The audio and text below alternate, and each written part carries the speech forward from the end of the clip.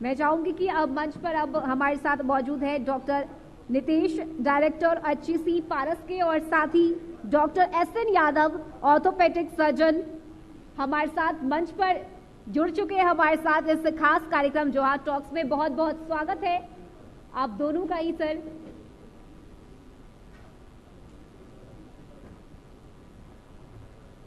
तो जोहार टॉक्स में जो चल रहा है चर्चा, इसको आगे बढ़ाते हैं। और अभी जैसा कि हम बात कर रहे हैं झारखंड के विकास की, अगर हम विकास की बात करते हैं, अगर स्वस्थ ना हो यहाँ के नागरिक तो स्वस्थ राज्य की कल्पना नहीं की जा सकती है।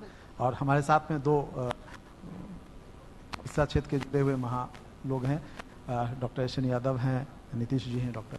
तो हम इनसे जानना चाहेंगे कि अगर झारखंड में संभावनाओं की देखें, चूंकि अगर हम झारखंड की बात करते हैं तो काफ़ी पिछड़ा इलाका है, आज भी कई ऐसे जगह है, कई ऐसे क्षेत्र है जहाँ चिकित्सा की सुविधा जो है सही तरीके से उपलब्ध नहीं है, लोगों को सारी जो सुविधाएं हैं वो नहीं मिल पाती हैं। 50% से अधिक महिलाएं जो हैं वो एनेमिक है, लगभग 55% बच्चे जो हैं वो कुपोषित हैं। तो इस तरीके से ये जो आंकड़े हैं वो काफ़ी भयावह है। लेकिन अगर हम संभावनाओं की बात करते हैं, राज्य को बदलने की बात करते हैं, तो हमें इन आंकड़ों को घटाना होगा, इन आंकड़ों को बदलना होगा। वहाँ पे किस तरीके से हम लोग पहल करें? सबसे पहले हम डॉक्टर साहब से बात करेंगे, डॉक्टर SN यादव से। सर्वप्रथम मंच में उपस्थित सभी महानुभाव और प्रबुद्ध नागरिक, और मैं सबसे बड़ा पहले धन्यवाद देना चाहूँगा कशिश न्यूज़ को, जिन्होंने इतना बढ़िया प्रोग्राम रखा है, और सबसे सुंदर जोहार टॉक्स जो ओपन टॉक्स है, जिसके जरिए हम लोग एक दूसरे के रूबरू होते हैं और बात करते हैं और समस्याओं को समझते हैं। ऐसा परिचर्चा हमेशा होनी चाहिए ताकि ज़्यादा से ज़्यादा लोगों पर बात पहुंच सके। और जहां तक आप अभी स्वास्थ्य के बारे में बात कर रहे हैं, तो स्वास्थ्य एक बहुत कॉम्प्लेक्स सब्जेक्ट है। आप बोलें तो जैसे मैं अस्पताल चलाता हूं, तो अस्पताल चलाते हुए लोगों को देख के यही लगता है कि डॉक्टर साहब बहुत पैसा कमा लेते हैं, लेकिन अस्पताल चलाना इतना मुश्किल काम है, इतना मुश्किल काम है जैसे कि आपको 24 घंटे इसके पीछे लगे रहना पड़ता है। मैं खुद इस प्रोफेशन में पिछले 25 साल से काम कर रहा हूँ। मैं बाहर भी गया, देश विदेश गया, फिर मैंने और बाहरी संस्थानों में काम किया, फिर अपना हॉस्पिटल में यहाँ 15 साल से लगभग अस्पताल चला रहा हूँ। स्वास्थ्य में क्या है कि इसमें डेडिकेशन की बहुत ज़रूरत है, जिसमें लगन जिसको बोलते हैं। अगर आपका सोच, आपका लगन उसके अनुरूप नहीं है तो आपको करना मुश्किल है। और सरकार इसमें बहुत प्रयत्न कर रही है अच्छा करने की। लेकिन मैं दूसरी बात जरूर बोलना चाहूँगी, प्राइवेट ऑर्गेनाइजेशन जितना इसमें मेहनत कर रहा है, जितना अच्छा कर रहा है, वो हम लोग प्राइवेट ऑर्गेनाइजेशन अपेक्षा रखते हैं सरकार से कि हम लोग को इसमें मदद मिलनी चाहिए ताकि हम लोग और अच्छा कर सके। जैसे आप कोई भी काम कराने जाएं तो उसमें एक सिंगल विंडो सिस्टम होना चाहिए, जिसमें काम कराने जाए तो हो जाए। जैसे अभी आपके तो हॉस्पिटल बहुत बड़े होते हैं, सरकारी अस्पताल, जैसे बहुत सारे डॉक्टर होते हैं, लेकिन मैं कहता हूँ कि मैं अकेले अपने डिपार्टमेंट में इतना काम करता हूँ जितना मेडिकल कॉलेज में भी नहीं होता होगा, मैं इतना बता सकता हूँ। तो जब कोई आदमी अच्छा काम कर रहा है, जितने को रोजगार दे रहा है, जैसे मैं अकेले अभी हमारे हॉस्पिटल में 350 लोग काम करते हैं, तो एक आदमी का प्रयास से है। तो क्या सरकार को नहीं चाहिए कि आप मुझे कुछ ऐसा मदद करें, बिजली की मतलब जो खर्च है उसमें कुछ आप ध्यान दें। हमारा पॉल्यूशन का नियम बहुत टाइट है। पॉल्यूशन करने जाइए तो आप रिम्स जैसी जगह पर जाके देखिए क्या मेंटेनेंस है, आप मेरे अस्पताल में आके देखिए क्या मेंटेनेंस है।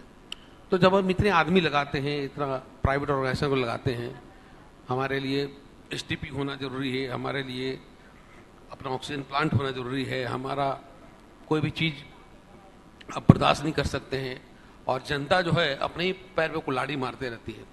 आए दिन डॉक्टर पर आप देख रहे हैं कि हाल में ही कल का ही न्यूज़ है, एक डॉक्टर पर ही, आज हम लोग स्ट्राइक में हैं ये भी बता दूं, और स्ट्राइक का मुद्दा भी यही है कि एक साथ गढ़वा में, लातेहार में, तो जामताड़ा में, तो यहाँ वहाँ इस तरह की बात हो रही है कि डॉक्टर पर, अरे डॉक्टर को आप परेशान करेंगे तो उससे आपको खुद परेशानी है, इसलिए कि आप ही का काम करते हैं।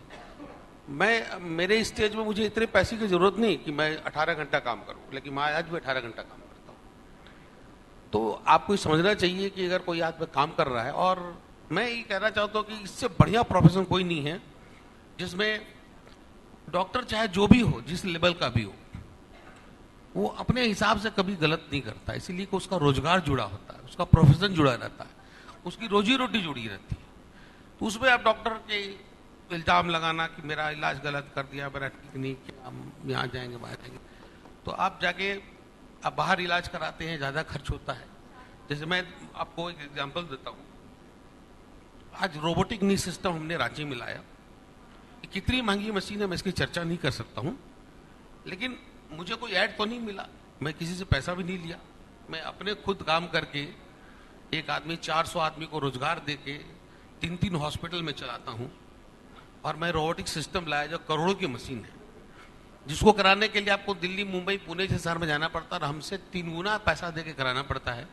और स्किल वाइज हम किसी से कम नहीं है। आज आप CMC वेलोर में भी जाएंगे ना, तो वहाँ भी डिपार्टमेंट में पूछेंगे तो मेरा नाम, मेरा हॉस्पिटल का नाम लोग जानते हैं। तो आप समझ लीजिए कि जो आदमी का वेलोर जैसे जगह में जहाँ इलाज कराना जानता हो, मेरा नाम जानता हो या हमको रेफर करता हो, आप यहाँ उससे 1/4 पैसे में आप इलाज कराते हैं, तो उसकी थोड़ी इज्जत रखनी होती है कि कोई आदमी का प्रयास से हो रहा है।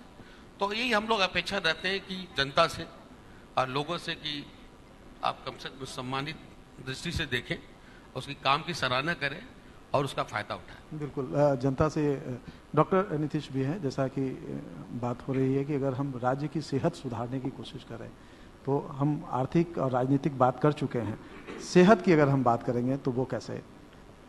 देखिए, जहाँ तक डॉक्टर एहसन यादव भी बता रहे थे कि, और आपने भी कहा कि रांची या झारखंड में स्वास्थ्य की व्यवस्था उस लेवल पे नहीं है जैसी होनी चाहिए। आप रांची से थोड़ा ही बाहर निकलेंगे 2-4 किलोमीटर तो आपको डॉक्टर भी नहीं मिलेगा, आपको सिर्फ MBBS मिलेंगे। वो MBBS है भी कि नहीं इस पर भी डाउट हो जाता है।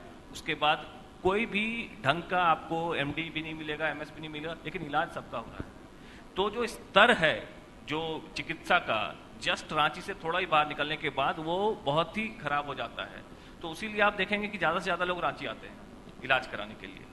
अब रांची एक मेडिकल हब हो गया है पूरे झारखंड का, और वो एक ही हब है जहाँ पे सब लोग आते हैं इलाज कराने।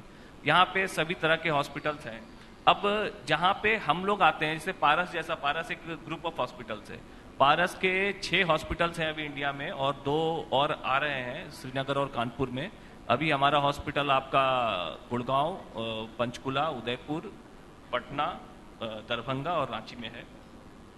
तो अब इस तरह के जो प्रयास हो रहे हैं जिसमें एक कॉर्पोरेट हॉस्पिटल कोशिश कर रहा है अपने आप को स्टैब्लिश करने का, रांची में आके हेल्थ केयर प्रदान करने का, तो ये एक वेलकम साइन होना चाहिए झारखंड के लिए, जहां पे एक व्यवस्थित चिकित्सा क्षेत्र में कोई इन्वेस्टमेंट कर रहा है और जिसके कारण एक लोगों को रोजगार, जैसे डॉक्टर साहब ने बताया, डॉक्टर को रोजगार मिल रहा है और एक अच्छा स्वास्थ्य सेवा देने का प्रयास किया जा रहा है। जहां तक हेल्थ सिस्टम्स की बात है, देखिए कोई भी हेल्थ सिस्टम बनने के लिए जो सब 3-4 मुख्य पहलू होते हैं, उसमें जो सबसे पहला पहलू होता है आपका कि इंफ्रास्ट्रक्चर। तो इंफ्रास्ट्रक्चर बनाने के लिए, इंफ्रास्ट्रक्चर डेवलप करने के लिए, इंफ्रास्ट्रक्चर लाने के लिए तो सरकार का एक बहुत योगदान होता है कि आप ईज ऑफ बिजनेस कितना आसान करते हैं, जिसके कारण से कोई भी बाहर से इन्वेस्टमेंट आपके राज्य में कर सके। दूसरा है कि कोई भी बिजनेस को चालू करने के लिए बहुत सारे लीगल रिक्वायरमेंट्स होते हैं, लाइसेंसेस होते हैं, उसको लेना कितना सुगम करते हैं। देखिए सब चाहते हैं कि वो नियमता चले, नियम से काम करे और सही तरीके से काम करे, लेकिन जो प्रक्रिया है ये लाइसेंसिंग पाने का, जैसे डॉक्टर साहब भी बोल रहे थे कि पॉल्यूशन लाइसेंस हो गया या ट्रेड लाइसेंस हो गया या आपका दवा का लाइसेंस हो गया, तो ये सब में बहुत सारी परेशानियां हैं, आपको इजीली नहीं मिलता है। मतलब आप सारे डॉक्यूमेंट दे दीजिए, आप फिर भी नहीं ले पाएंगे। तो मतलब वो सिंगल विंडो सिस्टम की बात कर रहे हैं, नहीं है और ट्रांसपेरेंसी नहीं। ट्रांसपेरेंसी, आप कोई भी दवा के लाइसेंस या मेडिकल शॉप के लाइसेंस के लिए अप्लाई करने की कोशिश कीजिए अपने से, जो होना चाहिए कि ऑनलाइन होना चाहिए। आप ऑनलाइन की होगा ही नहीं आपसे, क्योंकि वो एक ही के आईडी से होता है जो करना चाहेगा। तो ये ट्रांसपेरेंसी नहीं है। और जहां पे भी कोई भी टाइम बाउंड काम होना चाहिए, जैसे कि आपने आज एप्लीकेशन दिया तो 1 हफ्ता में उसका कुछ तो निषाद होना चाहिए ना, कुछ तो उसका आपको आना चाहिए, या तो आपका रिजेक्ट हो गया या उसमें कुछ त्रुटि रह गई, तो वो बातें ट्रांसपेरेंट नहीं है। तो उसके कारण से लोगों को एक अपॉर्चुनिटी मिल जाता है उसके ऊपर खेलने का। तो ये तो हो गया एक इंफ्रास्ट्रक्चर डेवलपमेंट का और लाइसेंसिंग का।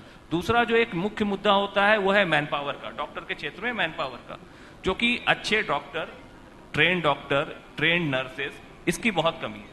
लोग मिल जाते हैं यहाँ पे लेकिन ट्रेंड नहीं है। जो आपको एक लेवल ऑफ ट्रेनिंग चाहिए एक अच्छा स्वास्थ्य सेवा देने के लिए, वैसे लोग नहीं मिलते हैं। डॉक्टर मिल जाएंगे आपको, लेकिन काम तो डॉक्टर 5 मिनट ही पेशेंट के साथ करता है, बाकी जो 23 घंटा और बाकी मिनट जो है वो डॉक्टर, नर्स और उसी के भरोसे रहते हैं। तो उसके लिए आपको एक सही ट्रेनिंग किए हुई नर्स की जरूरत होती है, जो कि और टेक्नीशियंस की, जिसका अभाव पूरे राज्य में है। और लोग डिग्री ले लेते हैं बट वो स्किल नहीं आता है।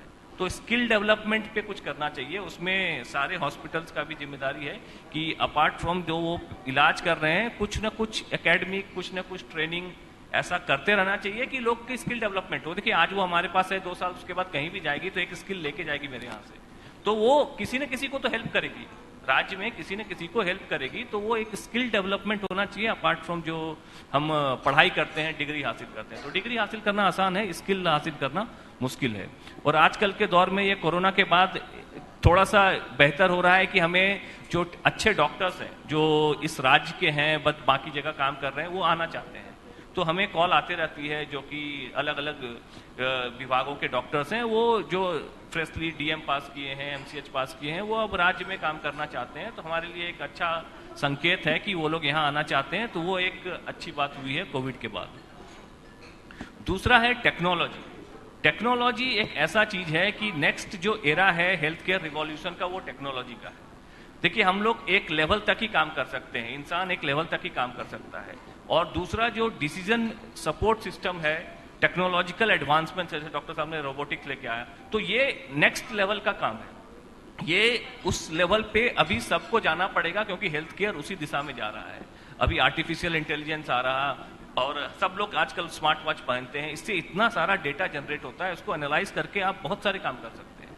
तो इन सब डेटा को एनालाइज करके, आर्टिफिशियल इंटेलिजेंस यूज करके हेल्थ केयर को और भी सुगम और आसान बनाया जा सकता है, जिसपे काम करना चाहिए एक राज्य के लेवल पे, क्योंकि ये इंडिविजुअल के बस की बात नहीं है। मतलब आपको सपोर्ट चाहिए इसमें राज्य का, सरकार का। जैसा कि आपने भी कहा और डॉक्टर साहब ने भी कहा, एक तरफ अगर हम मेडिकल क्षेत्र की बात करते हैं तो उसमें 2 चीज़ें प्रमुख है। एक तो स्किल्ड लोगों की ज़रूरत है, खास करके जो एएनएम, जेएनएम या जो नर्सेज हैं या पैरामेडिकल कर्मी जो हैं उनकी। दूसरी तरफ अगर हम बात करते हैं जो एडवांस टेक्नोलॉजी है जो अब आ रहा है, जो अगला अगर हम कहें आने वाला दिन उन्हीं का है। जैसे डॉक्टर साहब ने कहा कि यहाँ रोबोटिक नी सर्जरी इन्होंने शुरू की है। आपकी भी अगर हम कहें तो चेन है हॉस्पिटल्स की, उसमें बहुत सारे अत्याधुनिक संसाधन लगे हुए हैं। इन सबके बीच अगर हम बात करेंगे तो हम बात कर रहे थे उन ग्रामीण क्षेत्रों में जहाँ पे स्वास्थ्य सुविधाएं नहीं पहुँच पा रही हैं। सरकार के भरोसे जो चल रहे हैं रेफरल हॉस्पिटल्स, वहाँ डॉक्टर्स सही तरीके से रहते नहीं हैं। आए दिन, आज जैसा कि आज हड़ताल की बात है, तो ये सारी चीज़ों का सामना करना पड़ता है। तो आप दिल्ली, मुंबई, पटना, रांची जैसे शहरों में आप अपने हॉस्पिटल्स खोल रहे हैं, क्या उन क्षेत्रों के लिए भी आपके पास कोई ऐसी योजनाएं हैं कि उन क्षेत्रों के लोगों तक स्वास्थ्य सुविधाएं पहुंच सके, जो ग्रामीण क्षेत्रों में रहते हैं, जो यहाँ तक पहुंच नहीं पाते हैं, जिनके पास पैसे नहीं हैं? इस तरह की भी सोच जो बड़े हॉस्पिटल्स हैं, जो कई संस्थान चल रहे हैं पूरे देश में, कई बड़े बड़े शहरों में, तो कोई उस तरीके की सोच डेवलप करने की जरूरत? देखिए health care private player free पूरा नहीं कर सकते, क्योंकि हेल्थ केयर एक ऐसा सब्जेक्ट है जिसमें कॉस्ट इंटेंसिव है और एक खर्चा लगता है जिसको मेंटेन करने के लिए। तो हम लोग क्या करते हैं कि कम से कम में जितना करने की कोशिश होती है वो करते हैं। दूसरा, जो राज्य या जो राष्ट्रीय सरकार का जो स्कीम्स है उनको लागू कर सकते हैं, जिससे हम लोग कम से कम, जैसे आयुष्मान भारत हो गया, सीजीएचएस स्कीम हो गया, ईएसआई हो गया, आपका ईसीएचएस हो गया, ये सारे स्कीम हर तबके के लोग के लिए बना हुआ है जिससे उनको बेनिफिट मिलता है। हालांकि हमको इसमें कोई ज्यादा फायदा नहीं होता, लेकिन एटलीस्ट हमको नुकसान नहीं होता। तो उस लेवल पे हम लोग काम करके एक लेवल पे ये सही है। हम बात कर रहे हैं बेसिक स्वास्थ्य की, एक बेसिक स्वास्थ्य जो आप कह रहे हैं कि डॉक्टर्स नहीं मिलते हैं छोटे जगहों पे, तो क्या ये सारी सुविधाएं तो आपके हॉस्पिटल में आने के बाद मिलेगी? सरकार की तरफ से बहुत सारी योजनाएं चल रही है, सरकार की तरफ से रेफरल हॉस्पिटल भी चल रहा है छोटे छोटे जगहों पे भी, लेकिन क्या अगर हफ्ते में किसी दिन जा करके सुदूरवर्ती जो ग्रामीण क्षेत्र है वहाँ के लोगों के चेकअप के लिए क्या इस तरह की कोई व्यवस्था नहीं होनी चाहिए? एकदम होती है और हम लोग करते भी है। मतलब हमारे सुपर स्पेशलिस्ट डॉक्टर ओपीडी जाके करते हैं छोटे छोटे जगह में। जैसे आपका धनबाद से आगे बहुत सारे गांव हैं जहां पे हेल्थ केयर सुविधा नहीं पहुंचती है, तो हम लोग वहां जाके करते हैं। कोडरमा जाते हैं, राजनांदगांव जाते हैं, सब जगह जाके सुपर स्पेशलिस्ट डॉक्टर जिसकी कमी एक्चुअली में है, आपको जीपीएस मेडिकल प्रैक्टिशनर मिल जाते हैं, सुपर स्पेशलिस्ट नहीं मिलते हैं, तो वो लोग जाके वहां पे सेवा देते हैं डेफिनेटली। डॉक्टर साहब आप क्या कहेंगे इस पर? आप जो बोलना चाह रहे हैं मैं समझ रहा हूँ कि एक मेडिकल, जैसे एक प्राइवेट हॉस्पिटल हम लोग मेडिकल कैंप कर सकते हैं, तो मेडिकल कैंप की एक अच्छी परंपरा है। आप देखेंगे कि किसी भी और दूसरे डिसिप्लिन में आप ऐसा भाव नहीं देखेंगे, निस्वार्थ भाव। आप बताइए कि कौन सा ऐसा डिसिप्लिन है जिसमें मेरे जैसे डॉक्टर गांव में दूर में जाके महीने में 2 बार हम लोग सेवा देते हैं। हम लोग महीने में 2 बार कैंप करते हैं जिसमें फ्री मेडिकेशन देते हैं और डॉक्टर लग के काम करते हैं, अपने खर्च से जाते हैं वहाँ कैंप करते हैं, कैंप करके दवा का डिस्ट्रीब्यूट करते हैं, अवेयरनेस डेवलप करते हैं। तो एक प्रोफेशन के बारे में मैं जहाँ तक बात कर रहा हूँ कि ये तो है बहुत अच्छा, बस इसका प्रयास को थोड़ा गति देना पड़ता है। प्रयास को गति देना पड़ेगा, गति देना निश्चित तौर पे, पड़ेगा। आपको सुविधा देनी पड़ेगी, आपको सुरक्षा देनी पड़ेगी, और जो मेडिकल प्रोटेक्शन एक्ट की बात हमेशा चल रही है उसको पूरा करना होगा, जी, तभी बिल्कुल। बात आगे बढ़ेगी। अगर राज्य की एक हाथ से सेहत, ताली नहीं बजती। अगर राज्य की सेहत सुधारनी है तो जो हमारे जो यहाँ डॉक्टर बैठे हुए हैं उनका सीधे तौर पे कहना है कि ये सारी चीज़ें है, चूँकि डॉक्टर जो हैं पृथ्वी के भगवान कहे जाते हैं, और जब वो किसी की ज़िंदगी बचाते हैं तो उनके ज़िंदगी पे किसी भी तरह का नुकसान ना हो, मेडिकल प्रोटेक्शन एक्ट जैसे सुविधा जो है इन्हें मिले, और साथ में सुरक्षा की बात जो है वो। तो ये चर्चा हम आगे भी जारी रखेंगे, जैसा जो है टॉक्स में हम लोगों ने शुरू की है ये कंटिन्यू चलेगा, आगे भी चलेगा, हम आपके साथ फिर बैठेंगे। लेकिन अभी अगर हम बात करेंगे तो फिलहाल इस चर्चा को यहाँ पे स्वास्थ्य को लेकर के जो चर्चा चली विराम है, क्योंकि